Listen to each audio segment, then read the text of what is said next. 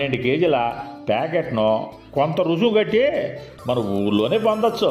అంటే ఇదివరకు మన తాత వాళ్ళు పచ్చి రొట్ట పంటలను వేసేవాళ్ళు. అవే అంటే వరి కోతకి వారం రోజుల ముందు జీలుగు, జనుము, పిల్లి పెసర వంటి 3-4 రకాల విత్తనాలు కోతలకు ముందు జల్లేవారు. అవి జల్లిన తర్వాత కోతలు కోసేటప్పుడు కూలీలతో తొక్కించేవారు. అలా తొక్కిన వారం 10 రోజులకు మొలకలు వచ్చేవి. వాటిని పూత దశలో భూమిలో కలిగి దున్నేవారు. ఇక్కడ పాయింట్ ఉంది. మన పూర్వీకులు వాడిన విధానంలో కేవలం 3-4 రకాలే.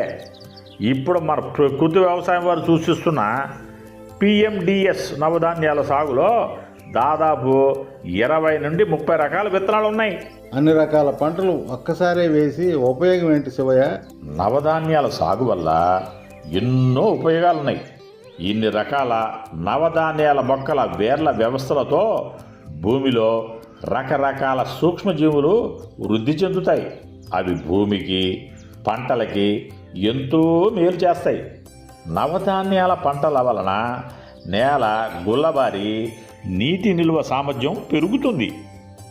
ఈ పద్ధతితో భూమి ఎప్పుడూ ఖాళీగా ఉండకుండా 365 రోజులు పచ్చని పంటలతో కలకల్లాటిన వెంకటేశ్వర్లో ఈ నవధాన్యాల సాగు పద్ధతి